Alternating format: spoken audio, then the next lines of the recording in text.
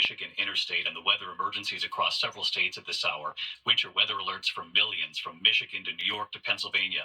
More than 5 feet of lake effect snow in parts of western New York. Multiple accidents in Westfield along Lake Erie.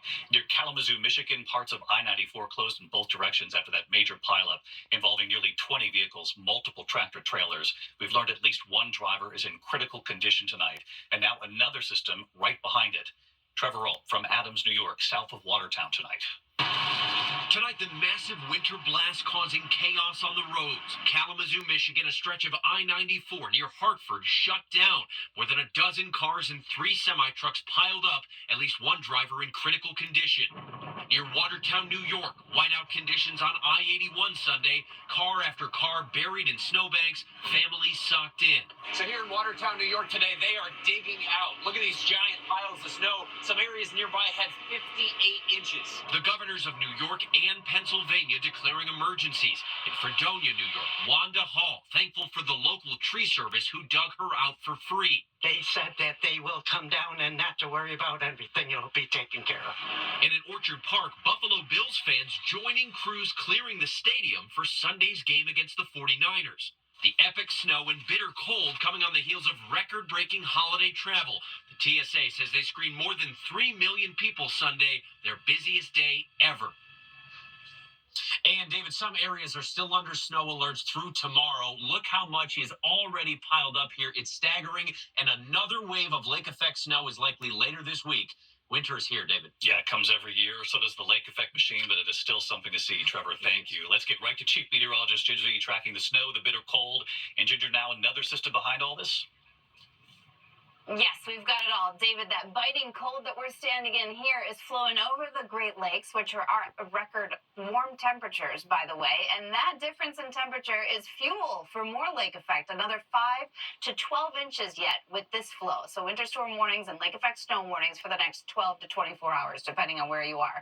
Then the Alberta Clipper comes in. It's Wednesday, and then by Wednesday night, it becomes snow almost all throughout Appalachia and the Green and White Mountains in New England. But near the coast, it's a mix of rain and snow. So it's not going to add up too much. It's going to move fast, but it will also usher in the next big push of cold air, more lake effect, and even record lows as far south as Asheville.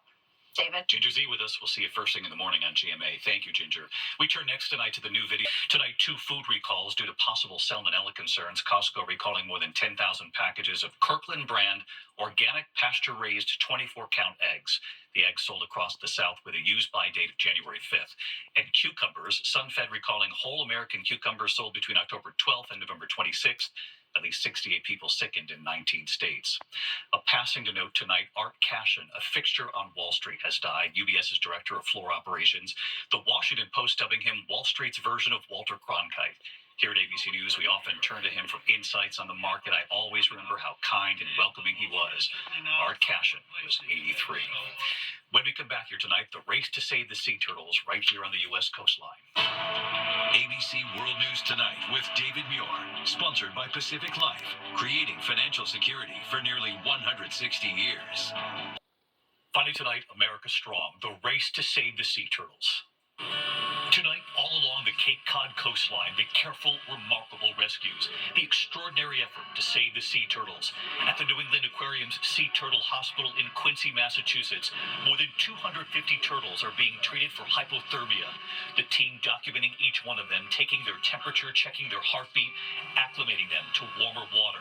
Volunteer pilots with the nonprofit Turtles Fly Too, flying some of them to North Carolina for treatment.